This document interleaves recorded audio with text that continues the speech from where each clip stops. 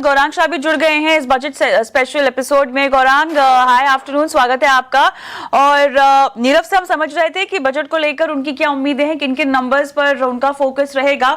झटपट आपकी भी क्या उम्मीदें हैं, किस तरह से कैपेक्स टू कंजम्पशन की रफ्तार को आगे बढ़ाया जा सकता है, सेक्टर स्पेसिफिक राहतें, पीएलआई को लेकर किस तरह के ऐलानों की नंबर्स के लिहाज से आपको उम्मीद है?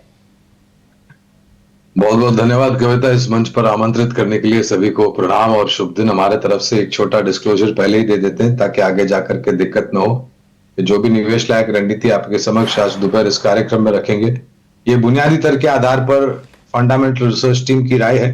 इसमें हमारी कंपनी जियोजित अथवा मेरा किसी भी प्रकार का व्यक्तिगत निवेश नहीं है, ना ही किसी प्रकार का वित्तीय लाभ मिलता है, ना ही किसी प्रकार का कॉन्फ्लिक्ट ऑफ इंटरेस्ट। लेकिन इसी स्तर पर राय हम हमारे क्लाइंट्स को देते हैं, संभव है कि उनका निवेश हो। तो देखिए कविता, सूची लंबी हो जाती है, उम्मीदों की भरमार हो जाती है जब भी 1 फरवरी की तारीख आती है हर वर्ष। और वास्तविकता ये कविता के हमें सरकार के ऊपर, वित्तीय मंत्रालय के ऊपर और माननीय श्रीमती निर्मला सीतारामन जी जो वित्त मंत्री है हमारी, उन पर और उनकी बुद्धिमत्ता पर छोड़ देना चाहिए कि क्या बदला और किस प्रकार से। देखिए, ये long term, short term, STT वगैरह वगैरह हर बार हम ये बात सुनने मिलती है, लेकिन एक वास्तविकता ये भी है कि बहुत ही सीमित मात्रा में माननीय वित्त मंत्री जी के पास औजार है जिस पर वो कामकाज करती है। ठीक है, मैंने जितने भी बजट हमने इस सरकार से देखे और माननीय वित्त मंत्री जी की तरफ से देखे, जो पिछले बजट देखा था, मैं ये मान के चलता हूं कविता कि वित्तीय अनुशासन, रोजगार खड़ी करने की पूरी कोशिश, विस्तार योजनाओं पर खर्च सरकार के तरफ से खास करके, जिससे रोजगार खड़ा होगा और बेरोजगारी हटेगी, और जो वित्तीय घाटा है उस पर निर्णायक तरीके से लगाम खींचकर उसको ऐसे स्तर पर लेके आना जहां पर से देश की अर्थव्यवस्था और विकास को और भी सहारा मिले। और जो भी नीतियां जो थोड़ी बहुत बाधाएं खड़ी कर रही है उनको दूर करके नई नीतियां लाए ताकि फॉरेन डायरेक्ट इन्वेस्टमेंट के द्वारा जो डॉलर हमारे देश में आते हैं वो लंबी अवधि तक आते रहें और यहां पर लंबे समय तक बने रहें। और इस प्रकार से मुझे लगता है कि विकास देश का होगा। मन लुभावन बातें और शायद पॉपुलिस्ट बजट का इस्तेमाल बिल्कुल नहीं होगा, ये मान के चलता हूं मैं। बिल्कुल। विकास होगा, ये कहना है गौरांग सर का। सर, विकास बात कर रहा हूं। Good afternoon.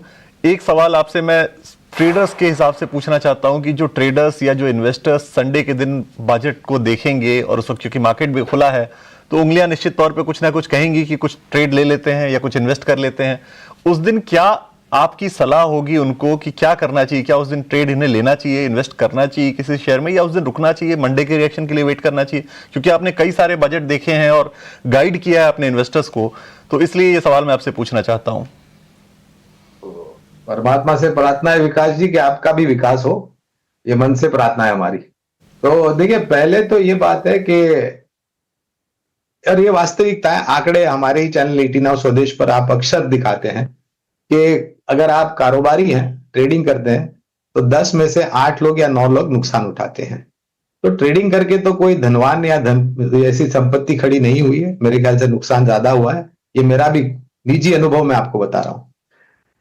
देखिए, लेकिन कुछ लोग ऐसे होते हैं जो बार बार गलतियां करने पर भी वो सीखते नहीं है और उनको गलतियां करने का शौक हो गया है। मैं तो सिर्फ इतना कहूंगा कि ना हम वित्त मंत्री जी के दिमाग में जाकर के झांक सकते हैं, ना पढ़ सकते हैं, ना तो वो बजट कागजात में क्या लिखा हुआ है वो पढ़ सकते हैं। अनुमानित सौदा कुछ भी मत कीजिए। जैसे जैसे घोषणा होती है और जैसे जैसे आपके समझ बुद्धिमत्ता के हिसाब से आपको अगर कुछ जोखम मोड लेना है तो जाकर के फिर आप करिए, वरना मेरे ख्याल से शेयर बाजार, भारत के शेयर बाजार जो है, और ये मेरा निजी ना फिर से बता रहा हूं, अगर आप लंबी अवधि के लिए निवेश करते हैं तो ना तो सिर्फ आपकी पूंजी में वृद्धि होती है लेकिन आपका भविष्य भी सुरक्षित हो जाता है। तो देखिए, और निष्कर्ष निकालना भी एक बहुत बड़ी बात है। अब 10 बजे से मेरे ख्याल से माननीय वित्त मंत्री जी बोलना शुरू करेंगे, औसतन 1 या 2 बजे तक वो बोलती है और फिर संपन्न कर देती है अपना बजट का भाषण। अब उतने समय में क्या आप निष्कर्ष निकाल पाएंगे कि जो बदलाव हुआ, नीति हुआ, जल्दबाजी में अब अगर आप कुछ गलत सौदा कर बैठे तो उसका भी आपको जो हर्जाना है वो भुगतना पड़ेगा। तो थोड़ी सोच समझ और बुद्धिमत्ता का प्रयोग करके आप जो भी करना है आप वो करें। बिल्कुल। तो बजट के दिन के लिए आपकी ये स्ट्रेटजी होनी चाहिए। लंबे एक्सपीरियंस के साथ आपको ये सलाह दी जा रही है। चलिए एक काम कर, गौरांग के पास अब मैं जाना चाहती हूँ। गौरांग, ये बताइएगा अब आपके खेमे से क्या रिकमेंडेशंस निकल रही हैं बजट को ध्यान में रखते हुए? देखिए कविता जी, नाम बताने से पहले अनिवार्य है ये समझ ले कि ये जो भी विकल्प है ये लंबी अवधि के लिए बुनियादी तर्क के आधार पर, ये सिर्फ बजट तक या बजट के बाद कुछ हफ्ते या महीने के लिए नहीं है, ये लंबी अवधि के लिए। और लंबी अवधि का अर्थ होता है कम से कम 12 से 18 महीने या उससे ज्यादा। उसी तर्क के आधार पर कविता जी जो विकल्प हमने ढूंढे हैं वो करीबन 3 या 4 क्षेत्र से अलग अलग, और प्रयास हमने ये किया है कि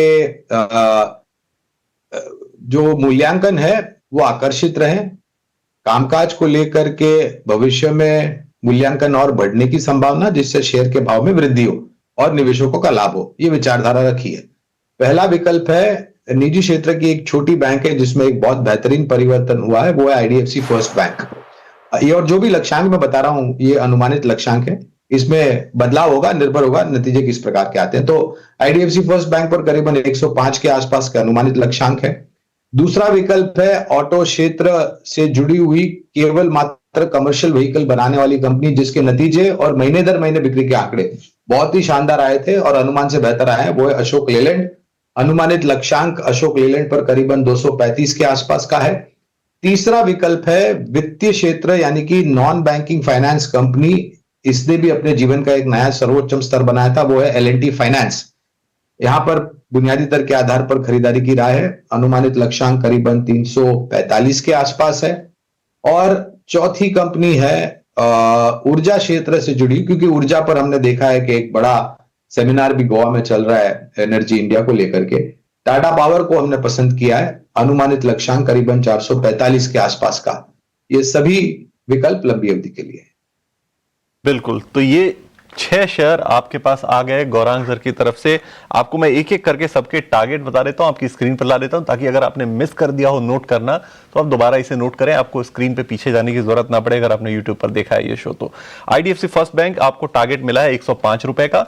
एक चीज जरूर ध्यान रखें कि आपको ये जो लक्ष्य रखने हैं वो 12 से 18 महीने के हिसाब से, यानी लंबी अवधि के हिसाब से रखने हैं। ये कोई शॉर्ट टर्म का टारगेट नहीं है। 105 रुपए का टारगेट यहाँ पे। अशोक लेलैंड 235 रुपए का टारगेट दिया है गौरांग सर ने, और अशोक लेलैंड आपकी स्क्रीन पर आ गया 235, 12 महीने का टारगेट, 12 से 18 महीने का टारगेट।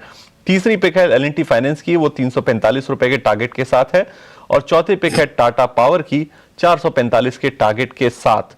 उसके अलावा एम&एम फाइनेंस 465 के टारगेट के साथ, और बैंक ऑफ बड़ौदा 360 के टारगेट के साथ। ये 6 पिक्स जो हैं वो गौरांग सर की तरफ से आपकी स्क्रीन पर आ चुकी हैं। तो इन शेयरों पर आप ध्यान रखिए और आपको नजरिया जो है वो लंबी अवधि का रखना है, ये जरूर आप नोट डाउन करके रखें अपने पास। चलिए नीरव के पास वापस चलते हैं। आपसे लगातार इतनी बातचीत होती है, इतने लंबे समय से राब्ता है कि मेरे ख्याल से हमारे डायरेक्टर साहब ने भांप लिया कि आप क्या रिकमेंडेशन देने वाले हैं। हमने उसकी ग्राफिक पेज चला दी, लेकिन चलिए आप फंडामेंटल रीजंस बता दीजिए आपने क्यों रेकमेंड किए हैं आखिर के दो। देखिए तो एम&एम, देखिए ये पूरा ही मतलब बुनियादी तर्क के आधार पर जो भी विकल्प रखे अब तक, तो वित्तीय क्षेत्र में हम देख रहे हैं पिछले साल करीबन 1.25% की कटौती ब्याज दर में हुई थी कविता। अब इस पहले 3 महीने में कैलेंडर के जनवरी फरवरी मार्च में तो उम्मीद नहीं है ब्याज दर में कटौती होगी तो मेरे ख्याल से नए वित्तीय वर्ष 1 अप्रैल से पश्चात होने की संभावना है। ऋण की मांग निरंतर बढ़ रही है। हमारी सबकी हिंदुस्तानियों की आकांक्षा ये है, सरकार की आकांक्षा ये है कि भारत नेक्स्ट $1 ट्रिलियन इकोनॉमी बने और भारत एक सबसे बड़ा उत्पादन क्षमता वाला देश बने, जहां पर हम पूरे विश्व भर से जो इंपोर्ट करते थे आने वाले भविष्य में हम एक्सपोर्ट करेंगे पूरे विश्व में। उस स्तर के आधार पर ऋण की मांग बढ़ेगी। तो 2 विकल्प जो अगले हैं वो वित्तीय क्षेत्र से ही है। पहली कंपनी है महिंद्रा एंड महिंद्रा फाइनेंस। इनका ज्यादातर लोन बुक एक्सपोजर जो होता है वो ग्रामीण और मध्यम ग्रामीण भागों में होता है और वहां से ऋण की मांग बढ़ रही। तो महिंद्रा एंड महिंद्रा फाइनेंस उस स्तर के आधार पर हमने चुना है। 465 तक के लक्ष्य है लंबी अवधि के लिए। और दूसरी कंपनी है जो कि एक बेहतरीन रुझान, पूरा जो सरकारी बैंकों का खेमा है कविता, अब तक जितने नतीजे आए हैं बहुत ही शानदार, उम्मीद से बेहतर आए हैं। बैंक ऑफ बड़ौदा का हमने चयन किया है यहाँ पर और हमारा अनुमान है कि जो अंतर था निजी क्षेत्र के बैंक में और सरकारी बैंकों में वो अब कम हो रहा है और बहुत जल्द एक सामान्य स्तर पर दोनों आ जाएंगे, जहां पर सरकारी बैंकों की जो रिकवरी है वो ज्यादा आपको होती हुई नजर आएगी। उस स्तर के आधार पर बैंक ऑफ बड़ौदा का चयन किया है। 360 तक के अनुमानित लक्ष्यांक है। आपकी आखिरी रिकमेंडेशन जो गौरांग ने आपको दी है बैंक ऑफ बड़ौदा, जहां पर 360 का लक्ष्य जो है गौरांग की तरफ से रिकमेंड किया जा रहा है, और